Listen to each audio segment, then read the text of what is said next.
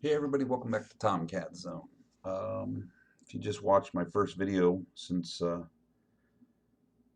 I just recorded, uh, you'll know from the end of that one that this is where we actually start talking about the uh, new World War III campaign that we're playing in 7th Fleet, and this is going to be a play-by-play and a little bit of after-action review, and just fun to make these videos have this show these battles that take place here. Um, so let's get right to it. Let's bring up the map and where we left off here.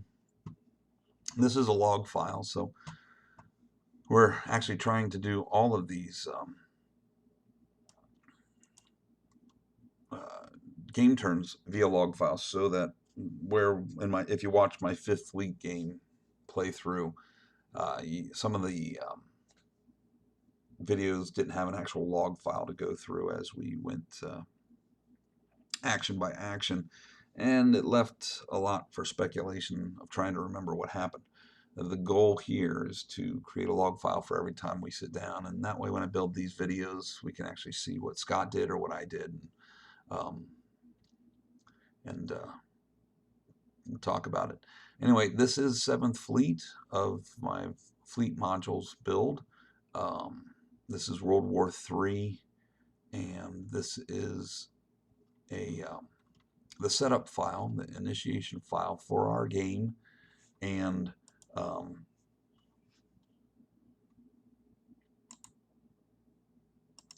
um, the onset. We've gone through all the random events. We've gone through our strategic air display setup, and this is actually the initial actions of the game here. If we want to quickly cover what happened with our uh, startup here, first of all, looking at game turn track, you can see we've chosen to do prep level moderate, and we rolled, and it came up time of year January or July and August. So on our deployment charts for 7th Fleet, they do have prep levels, and so we went with moderate setup there. Our initial reinforcements charts start, Allied start at 22, and the Soviets start at 19. Okay, based on the deployment chart. Um, and all forces have been put on the map. I am playing the Soviets this time. Uh, Scott is playing the U.S. and allies, and those forces are as follow. Soviets have North Korea and Vietnam as their allies, and I will tell you what a great set of allies I have when compared to the U.S. allies of North or South Korea, Australia, the Japanese, the Canadians, the Philippines, and of course the Chinese. Um, Let me just say, this is just trying to plan this battle thus far has been the most. It is an incredible struggle as the Soviet player. When you look at Japan and the forces that they have, F-15s, F-16s from the U.S. inventories that they purchased, and still F-4s and older aircraft in their inventory as well. But Japan is like a massive freaking wall between the Soviet Union's Far East uh, territories and anything that they might need to try and stop the U.S. allies getting to Korea. Even in South Korea, the F-15s and F-16 squadrons that those forces now have compared to the North Koreans, it's overwhelming the amount of strength that the forces have on the Allied side, and that's not even throwing in the Chinese. The Chinese, at least in this time frame, aren't represented very, their submarines are, even the nuclear boats are noisy and not very strong. They're predominantly a diesel boat fleet in their subs, and their aircraft are old, either old Soviet throw-offs or stuff that they've modeled after the Soviet Bear and the Badgers and all that kind of stuff. But anyway, just trying to plan this battle against Scott and his setup here has been really, really difficult to say the least. I'm wondering how this is all going to go. Um, so, as the Soviets, I'm going to speak to you guys from the Soviets' perspective because that's the forces I'm um, controlling, and the objectives I need to achieve are based on the. I don't know what Scott's gonna, what's in Scott's head. So, um, my objectives are to get my. I got slow convoy vessels here, and I'm going to bring up my task forces here. So you can see I got slow convoy vessels in my task forces. Um, here, convoy 1, 2, 3, and then I've got 4, 5, 6, 7, 8. All these slow convoys here in these two fleets, Task Force 3 and Task Force 5. And their objective is to get up here to the Kamchatka Peninsula, basically. Either this let's see what the name of these places are. I'll try. Petropavlovsk, and Oktyabrsky, brutalizing the Russian names there for those places. But those are my two objectives, and you can see that I've got my objective hex markers here. I either need to get my slow convoys to either one of these bases to get my victory points. The other thing I need to do is stop the U.S. from landing troops in North Korea, Japan, the Philippines, and the island of Hokkaido here, or this territory of Hokkaido. Um, Scott's got his objective markers on the map here to show where he needs to get his tankers and his amphibious assault ships and all these kind of ships that he'll get victory points for to those locations. And I have to stop that. So, in looking at this setup, I don't have a real strong force down to the south here. Down in Vietnam, I've got a pretty good aircraft bomber wing and a few air-to-air combat, I think MiG-23s. I've got a Task Force 5 and a boomer deployed down here. It's a Yankee boomer called the Archangel. This is something that's interesting with this build that I've done, and I make an alteration in a later point of this game, but I standardized the boomers across the board to match the idea of the boomers in Second Fleet being strategic targets, not necessarily being an offensive attack boat. But in this game, the Archangelskaya, as it's called, is meant to be an attack boat. It's got an attack quantification on its original traits that came with the Seventh Fleet, but I made them again, of course, to match the boomer fleets. I change it later, and I give both versions of the sub in this game. Same with the Fifth Fleet with the Neman or Neiman in that boat. That boat is a Yankee as well, and I make them both as a boomer for scenario builders that want to kind of create a situation where one side has to destroy the strategic vessels, but also as a offensive component, because truthfully, without this boat here having an offensive component, it limits my strength here in the Korea or the Vietnam region here. So anyway, just you'll see that stuff later. So anyway, back to the setup here. First of all, we prepare in this level moderate, as I said. This is a 36 turn game. We rolled for weather, and we got squalls in Japan, in Northwest Pacific Zone, in the Northern Pacific Zone, and the Bonin Islands.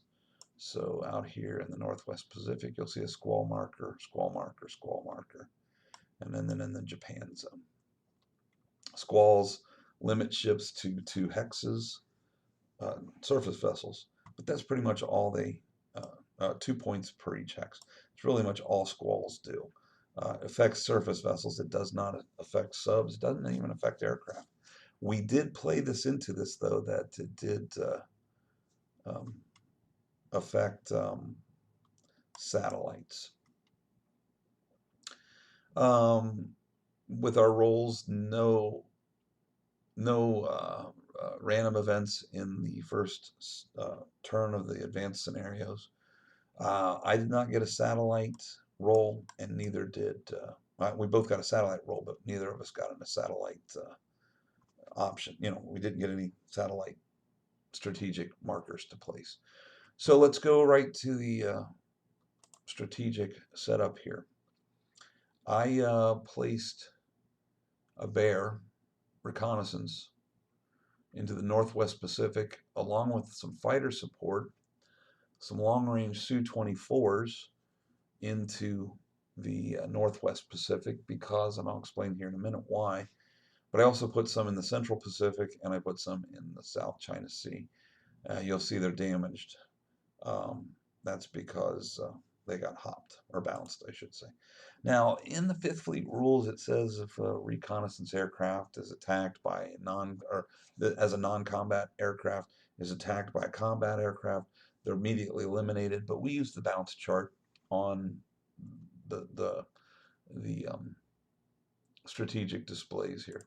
I'm going to show you Scott's setup just because, so that you can see what he put up. Primarily, he put up fighters over South China Sea with some reconnaissance. He put some reconnaissance in the Sea of Japan with some fighters, and some reconnaissance over Hokkaido with some fighters, and that's all he did. So the net results are he found in the Hokkaido zone, found my Task Force 1. My Task Force 1 is the my Soviet carrier, the Novorossiyska Saiska, or something like that. I don't want to butcher that name, but which I did, but he wanted that carrier found. So he found that with this Hokkaido strategic placement. He found my other carrier in the Sea of Japan here with his other reconnaissance. And I think that was, oh, let's see, where was his? The South China Sea. The South China Sea, he found my third task force, Task Force 5. And what a task force that one is. So Task Force 5 he found is this group of destroyers, which, look at these ASW strengths, 1 across the board. Look at the surface-to-surface strengths.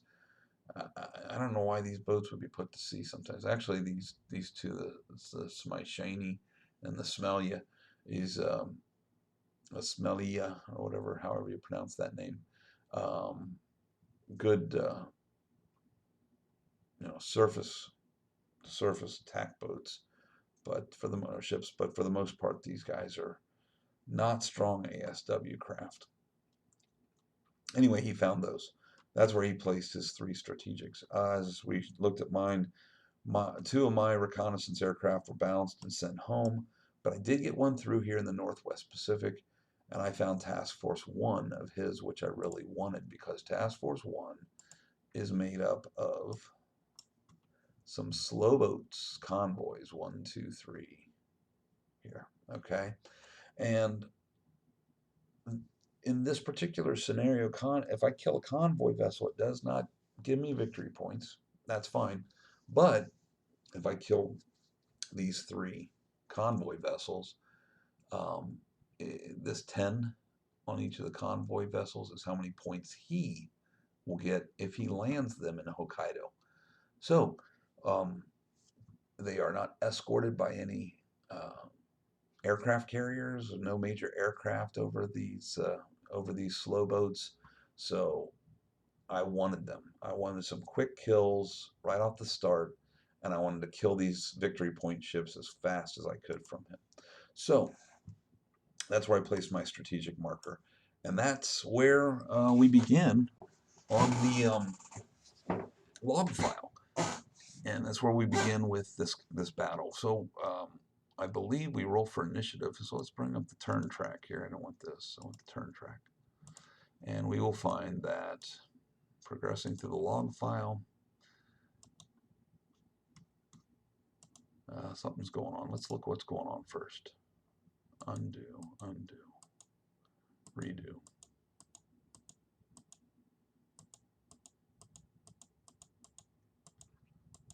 Looks like Scott is building task forces, maybe. Let's see what's going on here.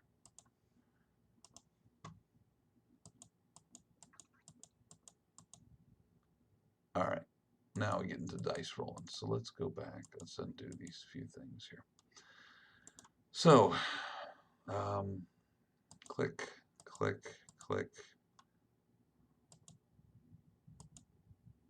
I think those were rolls for combat. Hold on a second, guys. Some things begin to happen here. I think.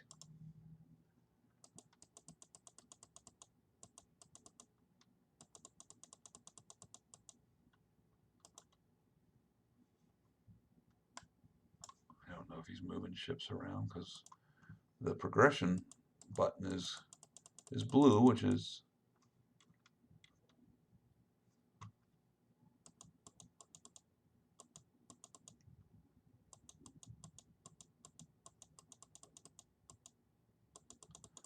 sorry.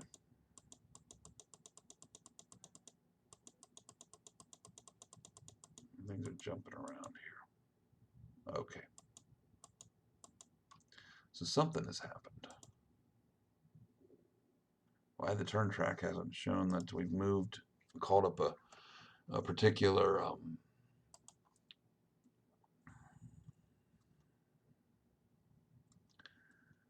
thing here. What I'm seeing is he is flying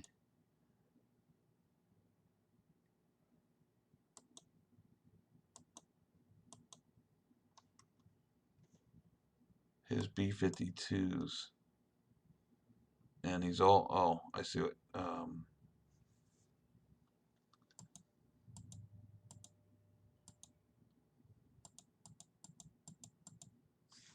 hold on a second. You know what I'm going to do, guys? I'm sorry. Hold on. All right, guys, sorry about that. Pause there a second. So I've scrolled through this whole entire log file to start here, and when we were playing this, we were doing it face-to-face, but we were recording it as a log file, so we didn't write any of our notes like we usually do back and forth when we send a log file to each other. So there's a tremendous amount of rolling here between the two of us, but I watched the situation and jumped around the screen, and the only thing that I can see that happened here is my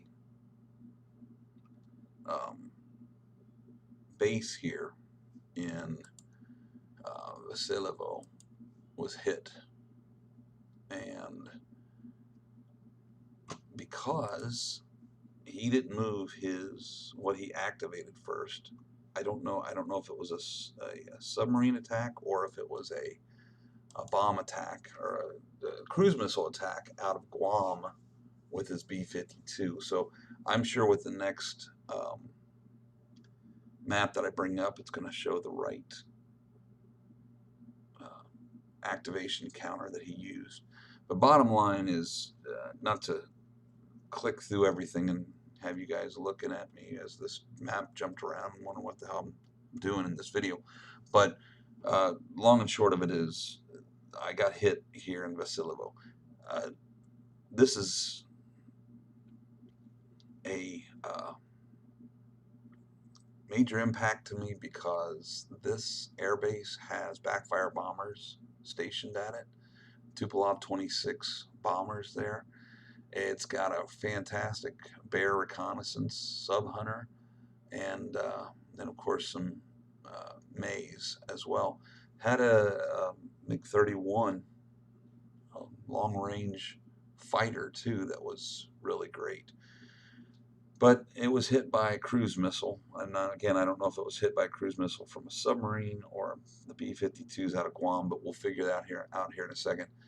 Bottom line is major impact on me, because if you look, my other Tupolev 26s and my Badger bombers are predominantly down here in these bases, and there is no corridor across Japan at all that I can fly bombers out of this far east region of Russia, or the Soviet Union, I guess I should say, and hit the targets without having to do this long flight around the Horn of Hokkaido, come up all the way north and then out, or to fly south along the North Korean region here.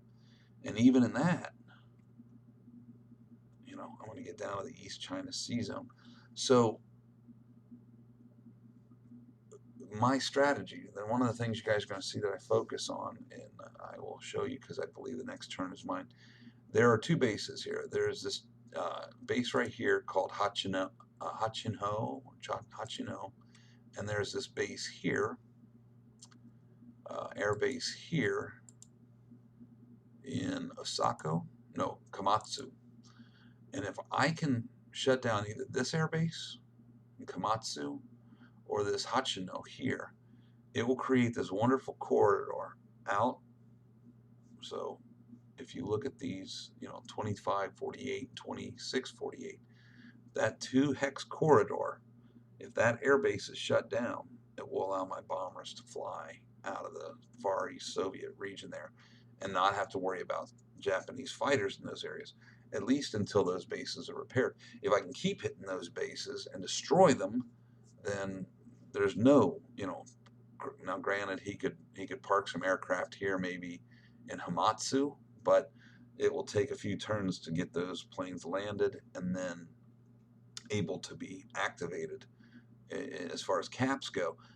So I'd have a few turns of open that corridor there. Anyway, that's my strategy. He hit this base up here, which shut down these aircraft, which had from really long range, 90 and 160 respectively, with my Bear and my backfires. And now they can't launch because he damaged that base. And those were the only major bombers that I had that were not impacted by his fighters, his caps, blocking my avenues of access to the Pacific Ocean. And so my whole strategy now has to change. So we'll see that as I bring up the next map here. Let's bring that up now. Okay, so what we can see here is we both activated air. Scott won the initiative of our first game turn, obviously. He did fly his bomber out of Guam and did a cruise missile strike on my base there in Vasilov. Pardon me. And he also flew a bunch of aircraft, all these Chinese aircraft and these U.S. aircraft, to new locations, new air bases. So they are positioned 3 turns away. This is a house rule we use. Normally, if you use the 5th Fleet rules as stated, it takes something like, I think, 2 whole days, which means 6 turns before your aircraft are available again. We go with 24 hours. I can't justify the time it would take for all those. Well, I shouldn't use the word justify. It just we use the house rule 24 hours. Okay. Anyway, as you can see here too, though, in his air action phase, his caps activated, or his attack aircraft activated against North Korea. And he also activated aircraft against my destroyers. And I'll show you that real quickly what happened. So, as we know, he hit Vasilov with a cruise missile, damaged that B-52 bombers out of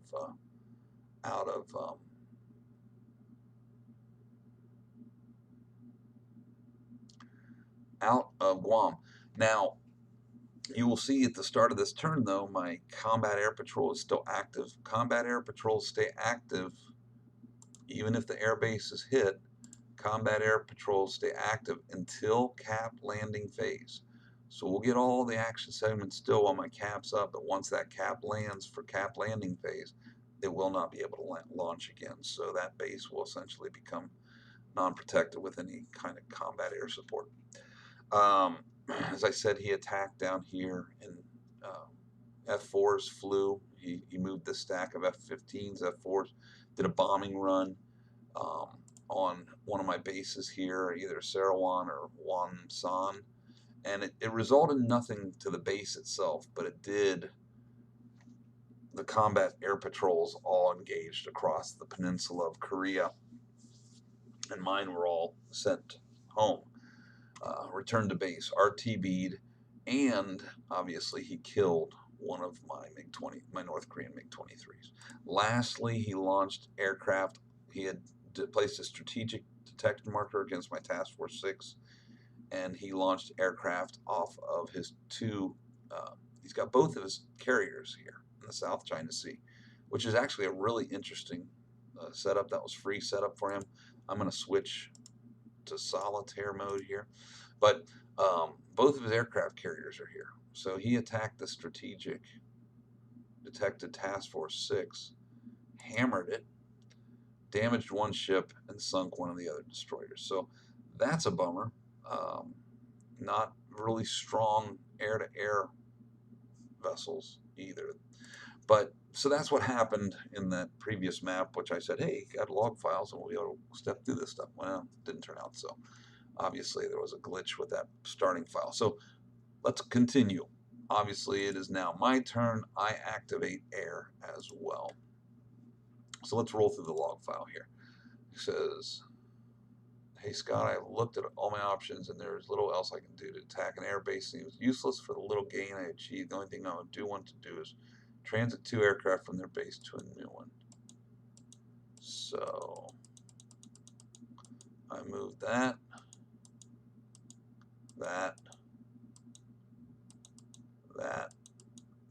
So I moved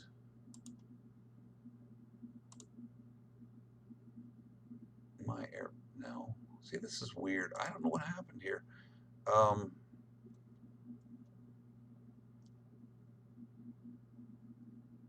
My bombers flew. They did not. And they flew. So I have bombers here in 2138. I have bombers down here in 1648, backfires. And as I said before, they have to, these guys don't, but these guys over here on this territory of the Soviet Union that is kind of penned in or hemmed in by North Korea or South Korea and Japan, these bombers have to fly up and around this horn of Hokkaido to get around these cap ranges. I apologize, but I can tell you right now, the bombers flew. I must have only captured this log file after I'd started my attacks with him. But anyway, as you can see, I moved some aircraft. So I put some aircraft in different availability because as soon as they become available, after I've moved them. But I also flew some aircraft, my bombers, and they attacked this Task Force 1 strategic detected Task Force 1. You will see on his sheet here that the Canadian Kootenay and his Halliburton have both taken a hit from 2 bombing raids or air-to-surface missile attacks. So I didn't capture that in the log file. I do apologize, but that has occurred thus far. So we're going to continue through this and kind of get this first stuff done. That looks like it. So boom, that's the end of the log file. But that's what happened. Moved some aircraft to new bases for positioning, and I also flew my bombers to attack that detected task force there. So we can move to the next map real quick. All right, we continue here with where we left off with the next log file. And a roll for initiative was made, and the Soviets got the initiative for the next action segment. So with my current initiative on my action cycle here, I am going to activate subs. So let's see what happens. I'm going to go with subs. So the Sidorov sails 1 and then 2 hexes. Let's go back to where she started. She starts here. She moves into the San Juan's limited detection zone and then moves out. The San Juan cannot make a detection attempt because I entered the zone, then I moved out of the zone. To make a detection roll, you have to move through 2 limited detection zones or extended detection zones of a surface vessel. So by moving into the San Juan's limited detection zone and then out, doesn't give her a lock on my ship or a chance to lock in on my ship, and the same with the New York. So boom, boom, she kind of zigzags between those 2 subs. No detection rolls necessary, but then I do close in on Task Force 1. Because Task Force 1 does have the extended detection zone, I do move through 2 of her detection zones, so he will get a roll for his task force. So we roll. He's got a ASW score of 25. What you do is you, for task forces 1 here, add up the points of his ASW to determine how strong the task force is for detection. That then can give him bonuses based on where's the sub detection? So during the a detection attempt against during the activity cycle with ASW of 18 to 25, that gives him a -2 to his detection roll. So we make a roll. So he gets it says here, you get a -2 to the roll due to the score of 25. Your roll, he rolls a 9, which is a 7, which is still not a detect. So the Sidorov approaches Task Force 1 without any challenge. She does have a 22 torpedo value, and she's going to attack. I'm going to make a 14 attack on the Roberts and an 8 attack on the Taylor. You have a 20 ASW value for defense, +2 to the die roll for task force, your defense roll. Now, in combat, you only get to use 3 of your ships for the purpose of attack or defense. When you are detecting, you use the strength of the fleet of the task force, but when you are in combat, you're only allowed to pick 3. So he has the Roberts here with an 8, he has the Taylor with an 8, and then he's got a couple ships here with 4. So his total is, his best that he can add up is 20 points on the his ASW defense roll. He does get a +2 because he's in a task force. So his roll is a 6 +2. Okay, so that is an 8 result for a -6 to my attacks. I also have a -1 to each roll for your torpedo decoys that he has on these ships. So net -7 to each roll. As usual, I will roll my large attack first. So my rolls are -7. I roll a 3 and a 5. And that's a big nothing for those attacks. So the Sidorov sneaks in nice, makes 2 torpedo attacks, but her torpedoes miss their intended targets. You get another detection check because he made a torpedo attack. It's at -4. Again, I roll a 9, so he does not get a detection on the Sidorov, which is good. The Sidorov is close now to attack, and he doesn't know she's there. Okay, subs move south from these northern locations. Subs move out of Petropavlovsk. My subs move out of Vladivostok area. The Yuzhny or something, whatever it's pronounced, it's going to make a cruise missile attack. As I was saying before, I need to open up a corridor to be able to target and hit and get my bombers over Japan. So if I can open up these corridors, so I'm targeting Misawa because the cap range of Misawa, although I probably should have been targeting Hachino because they are over one another. But in Hachino, let's see what would have happened here. So turn off cap range. Okay, so Hachino is what I needed. Misawa did not even have a cap. So I write here Misawa 2846 or 2846. It's actually 2845. Obviously, I did a lot of writing here for no logical sense because I misstated the hex and the location. It should have been Hachino in 2845.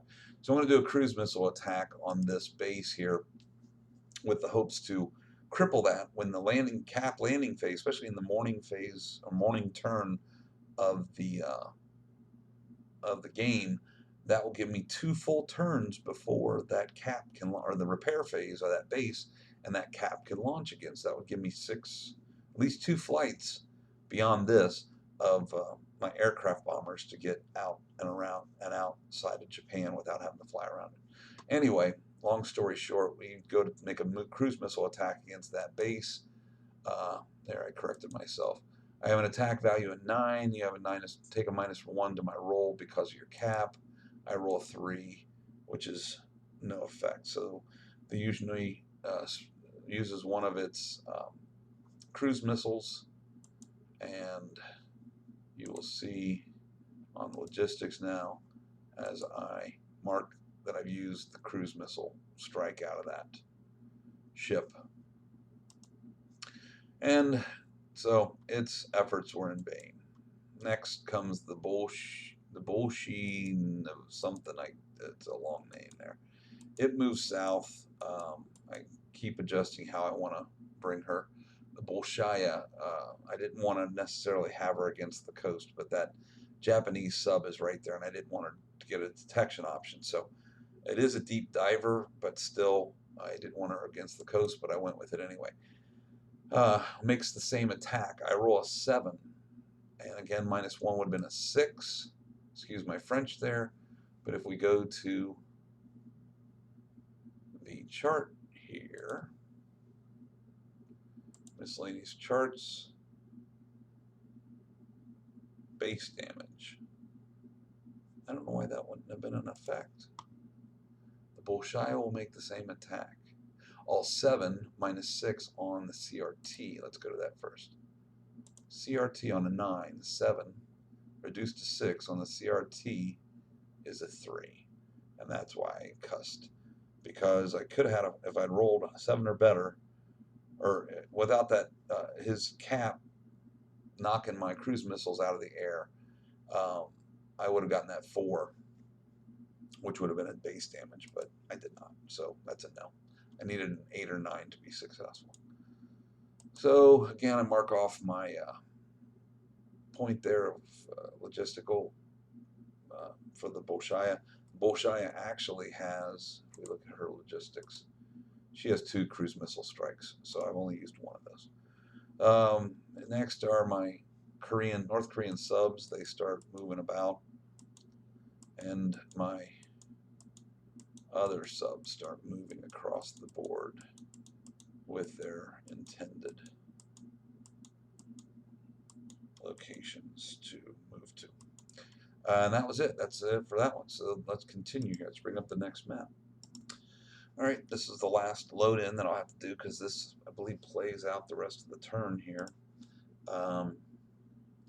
This is no, this is action segments 4 and 5, and then we'll have the next one will go into game turn 2, actually. But anyway, let's see what happens here. He takes his subs out now, and his Chinese subs come in full speed. Maybe he full speeded them in to attack my task force. He rolls an attack and misses on both. The 8 might have been a success. Let's see what happened to my task force there. Yeah, the 8 was a success, and that ship was killed. Blew the ship out of the water. So his little diesel boats came in. That one Chinese diesel boat fired on my task force 6 here, blew one of the ships out of the water. His subs, Chinese subs, start to move in on my own boats around the map here. As you can see, he's hemming in my subs so that he can get detections on them. I don't know what's going on there. The Springfield moved, stayed. Right now we don't have a lot of detections, so realistically all we can do is posture. His puffer comes in to attack Task Force 1. I go to try and detect it, and let's see what's going on here. Let's bring up Task Force 1 and see if we can do this as a combo screen. He is okay, so he moved in the puffer. I got a local detect on her with a 0. I don't know what all those dice rolls were prior, but he attacks. That's a cruise missile strike. Let's go back a second.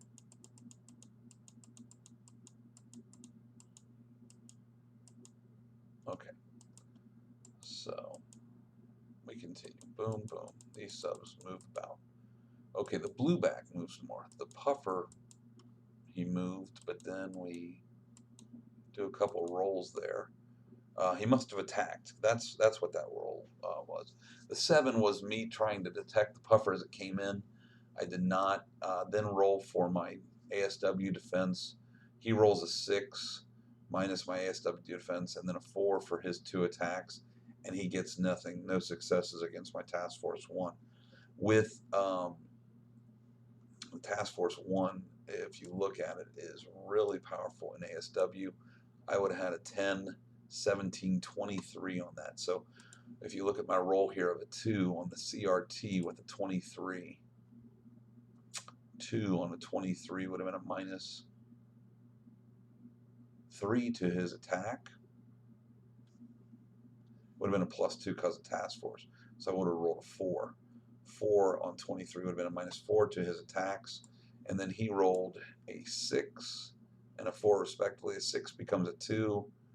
And I'm assuming with his 22 combat strength there on his ship, he probably did a we don't state. I don't. It doesn't state what strengths he broke those out into, but there's no impacts on my ships. Task Force 1 did not get hit, so he missed on those. And then I rolled to see if I detected. I rolled a 0, and of course I detected the puffer, which is cool. Now his San Juan does a cruise missile shot, and he puts a damage 2 on, as you can see here, on Vasilevo, which again is a bummer. It reduces my air defense over the base, and it also my close air attack defense value, and it also makes it so that base is now out of action for 6 turns. He then moves the San Juan close to my Sidorov. He then does a cruise missile strike against Veselov again and misses with the 6. And we continue down his turn here. Ships moving all about. Okay. As I said, no, let's go back a minute. All right. As I said, this is a combination. He did his subs, finished his subs. Now it was my turn. I called up surface, and this Task Force 1 has a puffer right next to it, which is awesome. I got a 23 strength. I attack with a 6 against his ASW attack on 23 on a 6 roll. It's a 5 that is sufficient to damage the puffer, which has a defense value of 7, so the puffer is damaged. Task Force 2 moves. Well, first I attacked with Task Force 1, then moved it, then I moved Task Force 2 together, combining those two fleets, and you're going to see, let's go back a minute, the completed combination of those two task forces. Got all those destroyers, and especially this Kiev class, not Kiev class, what's it, darn, the Riga here. I can't think of the name of the class of ship, but got her merged in with the aircraft carrier, give a little air cover to it. Task Force 5 moves out. Again, the intended goal for these task forces is to get north. Task Force 2 is just a bunch of patrol boats. Task Force 4 merges with the other task force, and they strengthen themselves. And I believe all we're seeing here is me combining ships to one big super task force. All right, that's done. And then Task Force 6 moves away from his submarines because I did not want these two subs to have pot shots at these destroyers. That ends the log file there, ends the turn. I'm actually going to end this video here because we'll pick back up with action segment 6, which will be Scott's surface action, but it goes right into game turn 2.